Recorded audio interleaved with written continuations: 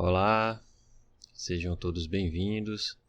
Esta é a aula 15 do curso de Cálculo N1 e hoje a gente vai falar de esboço de gráfico, né? Bem, ao longo das últimas aulas a gente viu tudo que a derivada pode trazer, né, para a gente de informação sobre uma função, né, tanto informação analítica, né, como crescimento, decrescimento, ponto de máximo, de mínimo, como informações gráficas, né, com respeito com respeito à concavidade, né, pontos de inflexões e coisa do tipo. E aí hoje a gente vai juntar toda essa informação num único roteiro, né, e ver que a gente é possível, tendo apenas estudando a derivada, construir o gráfico de qualquer função, certo? Então hoje a aula basicamente é um exemplo, né? Hoje a aula basicamente vai ser só um exemplo de construir gráfico de uma função. Claro, eu vou construir uma, mas com o roteiro que eu vou apresentar você pode construir qualquer função, certo? Claro, vai ser mais difícil ou mais fácil, vai depender da função e como você vai trabalhando, mas se seguir esse roteiro que eu vou apresentar, é sucesso, certo? Então só lembrando que essa aula tem um minuto de edição possível, então já vão me desculpando qualquer gaguejada, qualquer tosse, parada para tomar água, ou pigarro, qualquer coisa do tipo. Certo? Então sem mais delongas vamos começar a aula, né? Então, como eu falei, é um grande exemplo, né? Então hoje a gente só vai falar de esboço de gráfico, mas só que antes do esboço de gráfico eu vou dar a ideia mais ou menos de um roteiro para você seguir e sempre obter sucesso, e confia que dá certo nesse roteiro para você construir o gráfico, né? Então se a gente tiver uma y igual a função y igual a f de x, né? Função, claro, aqui eu estou supondo contínuo, duas vezes diferenciável e tudo de boa essa função para a gente contínuo no domínio, claro, né? Porque se uma função do domínio é sempre definida no seu domínio, ela é sempre contínua, né? Mas eu posso fazer o que eu precisar nessa função, certo? Então quais são os passos que a gente deve seguir para ter êxito em construir o gráfico dessa função? Primeiro você tem que determinar o domínio, certo? Então determina o domínio para saber onde é que você está trabalhando. Em seguida, já com o auxílio da derivada, você define os pontos críticos, né, caso existam. Então você determina os pontos críticos. Uma vez determinando os pontos críticos, a gente pode estudar intervalos de crescimento e decrescimento dessa função. E estudando intervalos de crescimento e decrescimento dessa função, consequentemente a gente classifica esses pontos críticos encontrados no item 2, né? Então já deu todo o tratamento analítico dessa função que a derivada podia fornecer, né, que é intervalo de crescimento e decrescimento, máximos e mínimos. Então a gente parte agora para o tratamento geométrico que a derivada traz, estudando o concavidade e pontos de inflexão, né? Então a gente estuda de concavidades, pontos de inflexões, e aí falta mais um elemento geométrico, é estudar a assíntota, né? Ou seja, para onde essa função vai se aproximando à medida que o x vai crescendo ou decrescendo ou coisa do tipo. E aí um penúltimo passo, só para dar uma ajustada no local e a gente conseguir fazer o gráfico com um pouco mais de precisão, é, se possível, encontrar interseções com eixos OX ou Y. Se possível, porque possa ser que encontrar interseções com o eixo X te dê muito trabalho, então você deixar indicado vale a pena. Mas se você conseguir achar essas interseções, é sempre bom ter no seu gráfico um elemento a mais no gráfico. E aí, de posse de todas essas informações, a gente consegue esboçar o gráfico da função, certo?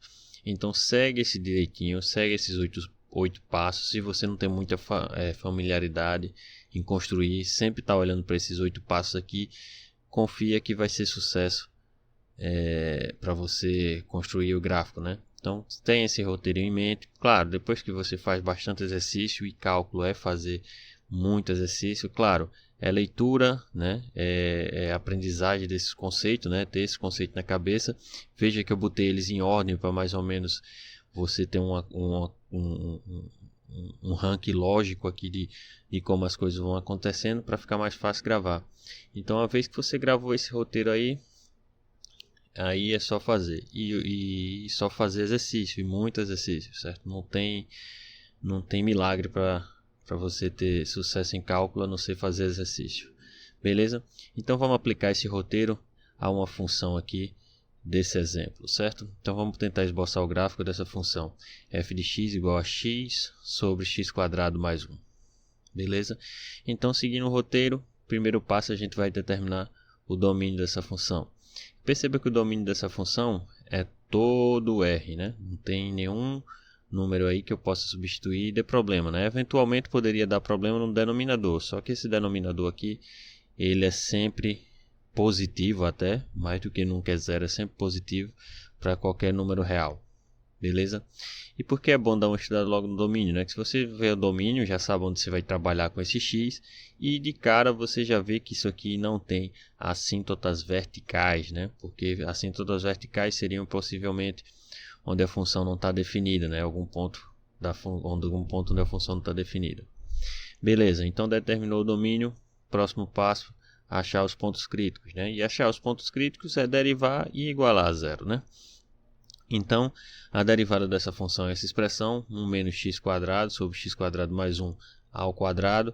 Claro, aqui eu já estou para facilitar, já botei uma expressão simplificada, mas aqui quando se for derivar, regra do quocientezinho aqui básico, por isso que aparece essa parte de baixo aqui ao quadrado. Claro, eu já fiz a regra do quociente, dei uma simplificada para chegar nisso aqui. Bem, quem assistiu minhas aulas desde o início, pôde ver que muitas das derivadas, assim, quando a gente começava a derivar, eu dizia, não precisa simplificar, porque eu quero que você só derive. Nesse aqui, em específico, que é esboço de gráfico, é bom você sempre dar uma arrumada. Por que dar uma arrumada? Porque você não vai precisar só derivar, você vai precisar derivar, igualar a zero e estudar o sinal dessa função. Então é bom que essa função esteja o mais simples possível, né, para você olhar. Bem, e olhar para pontos críticos, né? É olhar para que pontos que essa derivada vai a zero, né? Bem, e essa função, essa derivada é zero apenas se esse numerador for zero, né? E esse numerador vai ser zero em x igual a mais ou menos 1, né? Então, os únicos pontos críticos dessa função são x igual a mais ou menos 1, certo? E aí, com isso, a gente vai para o passo 3, que é estudar o sinal de crescimento, o sinal dessa derivada, né? Ou seja, estudar intervalos de crescimento e decrescimento dessa função, né? Bem, mas de novo, se a gente olhar para a expressão da derivada aqui, olhar o sinal dessa derivada é só olhar o sinal do numerador, né? Porque o denominador aqui ele é sempre positivo, ele não interfere no sinal, né? Então só basta estudar o sinal disso aqui. Bem, mas isso aqui é uma parábola com concavidade voltada para baixo que zera em menos 1 em 1. Então, se a gente for olhar só para o sinal da derivada, o sinal da derivada ele vai ser isso. Aqui em menos 1 e 1 ele zera, e aí de menos 1, de menos infinito até menos 1, a derivada tem sinal negativo, de entre menos 1 e 1 a derivada tem sinal positivo, e para x maior que 1 a derivada tem sinal negativo. Então, o que é que acontece? E de menos infinito até menos 1 a função decresce, derivada negativa, entre menos 1 e 1 a função cresce, derivada positiva, e de 1 até mais infinito, né, essa função volta a decrescer porque é derivada negativa. Bem, aí isso aqui é só uma consequência para o passo 4, né? O passo 4 seria estudar, justamente classificar esses pontos críticos, né? Em máximo ou mínimo, ou nem máximo nem mínimo, dependendo do que vai acontecer. Mas aqui a gente automaticamente já tem que esse menos 1 aqui é ponto de mínimo, né? Porque a função decresce, né? Decresce até chegar a menos 1, depois cresce, então é ponto de mínimo. E aqui 1 é ponto de máximo, porque a função cresce e depois decresce em menos 1. Então aí, automaticamente, fazendo direitinho o passo 3, você já tem o passo 4, que x igual a menos 1 é mínimo local e x igual a 1 é máximo local. Beleza? Então já achou os pontos críticos, classificou os pontos críticos, já deu todo o tratamento analítico da função. Falta agora a gente ver o tratamento geométrico, né? Estudar concavidade, que é o próximo passo. Vamos estudar concavidade e pontos de inflexão. Claro, é aí estudar a concavidade, mora em estudar a segunda derivada dessa função, né? E aí a gente tem que a segunda derivada da função é isso aqui. Bem, de novo, vai ser uma regra do quociente. De novo, dá uma arrumada, uma limpada direitinho. Você vai chegar nessa expressão. Confia que é essa expressão aqui mesmo. Você pode testar aí, fazer, vai dar essa expressão. É bom que refaça até. Aliás, eu esqueci de comentar, é bom que vocês, em nenhum momento eu pedi para anotar, né? Mas que era bom sempre que vocês tomassem nota, mas essa é uma das aulas mais importantes que vocês tomem nota, porque ao final de tudo a gente vai juntar toda essa informação para poder construir o gráfico. Então, se não anotou, aproveite esse tempo que eu estou lembrando aqui a vocês e anota, né? Mas aí até agora o que a gente tem, só recapitulando, e quem não anotou começa a anotar agora. A gente recapitulando, tem que o domínio dessa função são todos os números reais. A gente tem como ponto crítico -1 e 1. A gente viu que a função ela decresce de menos infinito até chegar a -1. Ela cresce de -1 até chegar a 1. Depois volta a decrescer de 1 até mais infinito.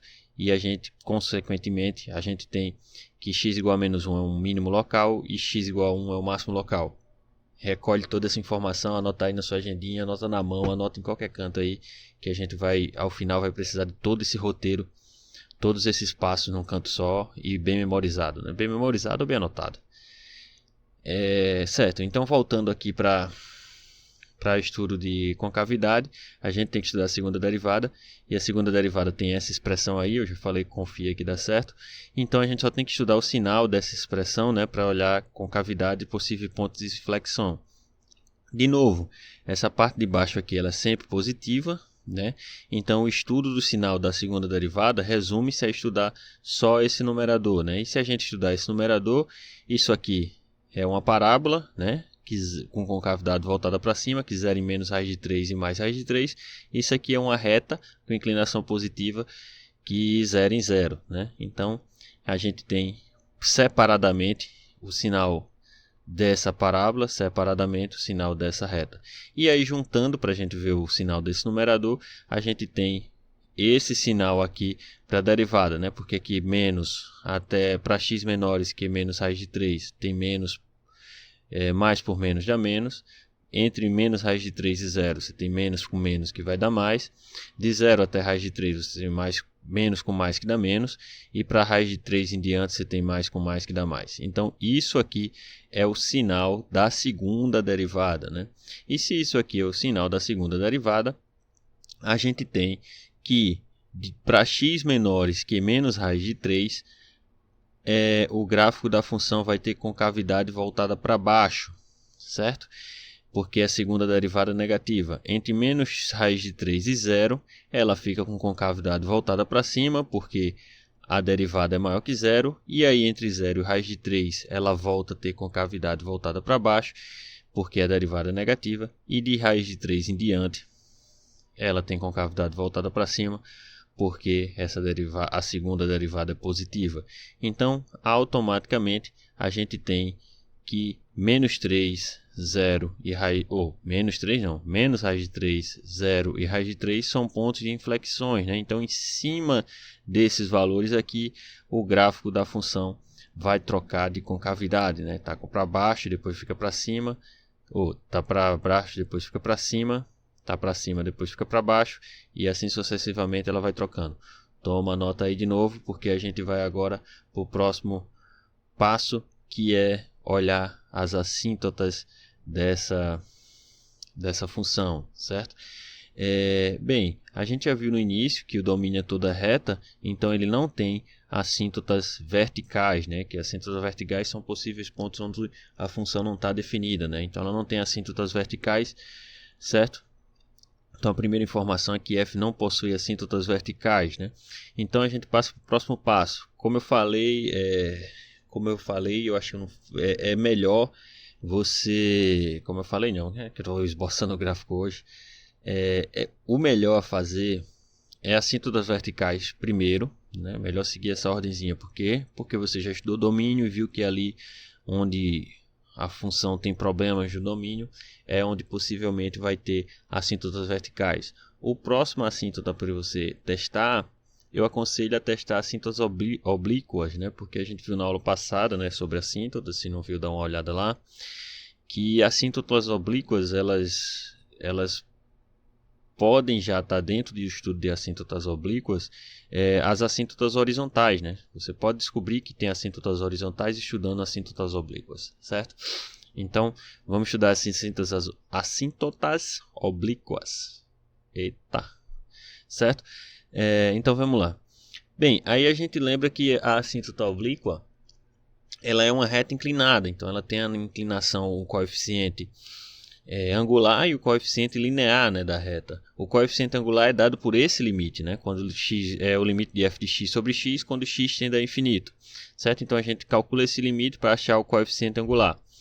E aí, dando uma arrumada lá, aqui eu já fiz toda a manipulação. Se você fizer... E não é difícil de ver não, é uma manipulação rápida.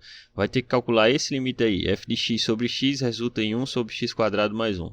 E aí, à medida que x tende a infinito, a gente vê que isso vai dar zero. Então, olha o que eu acabei de comentar. O coeficiente angular dessa assíntota oblíqua é zero. Ou seja, se existir assíntota, é uma reta horizontal. Certo? E se é uma reta horizontal, então você está procurando assíntotas horizontais, né? Horizontal, né? Então, coeficiente igual a zero, então a gente já sabe que possivelmente isso aqui tem uma assíntota horizontal, beleza? Então, de forma análoga, se você calcular agora para menos infinito, isso também dá zero. Então, ou seja, aqui a gente já está ganhando, se olhou a assíntota oblíqua, já está ganhando a assíntota horizontal, né? E aí, para garantir mesmo que isso tenha assíntota horizontal, só é você fazer o limite. No caso aqui seria achar o b, né? Mas achar o b, se você lembrar lá, é calcular o limite de f de x menos o coeficiente angular da assíntota oblíqua x. Mas o coeficiente angular da assíntota oblíqua é zero, então só vai ficar o limite de f de x quando x tende a infinito. Então, tá vendo? Procurar assíntota oblíqua pode se confundir com assíntotas horizontais, né? Então, a gente calcula agora só o limite de quando x vai para mais ou menos infinito, que aí é exatamente a assíntota oblíqua que a gente vai ver, né? E aí, se você calcular o limite, oblíqua não, desculpa, a assíntota horizontal que vai ter, né?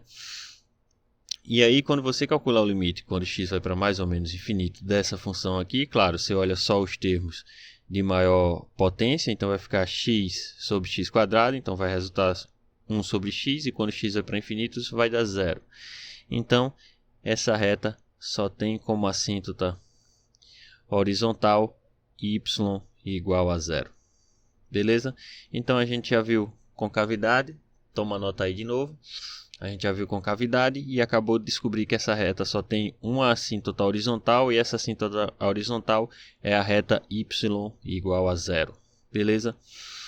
Aí a gente passa para o próximo passo, que é para investigar possíveis interseções, investigar se possível interseções com o eixo x e o eixo y, e aí a gente vê que a interseção com o eixo x e o eixo y só vai ser lá na origem, né? Por quê? Porque se você pôr x igual a zero, f de x vai dar zero, e o único valor que faz f de x zerar é também o x igual a zero, então essa função só vai cortar ali na origem. Beleza? Então ele só vai passar tanto no eixo x quanto no eixo y, vai passar lá no zero. E aí de posse de toda essa informação, né, a gente consegue esboçar o gráfico da função, né, que é o último passo. Se você fez tudo direitinho, é só sucesso. Olha suas anotações aí e acompanhe o que eu vou fazendo, certo? Se não tomou nota, tenta lembrar. Pode ser fácil, tem gente que tem memória fácil, eu nunca decoro. Toda vez eu fico olhando, eu me lembrava que quando eu fazia uma folha do tamanho do mundo, ficava voltando a folha, indo, voltando até conseguir esboçar o gráfico mesmo. Certo? Então vamos lá, vamos esboçar o gráfico. Então, primeiro ponto interessante lá, claro, coloca esses pontos em ordem crescente, né, para você não ir se perdendo, porque o x cresce da esquerda para a direita, então vai pôr nos pontos da esquerda para a direita e vendo o que acontece.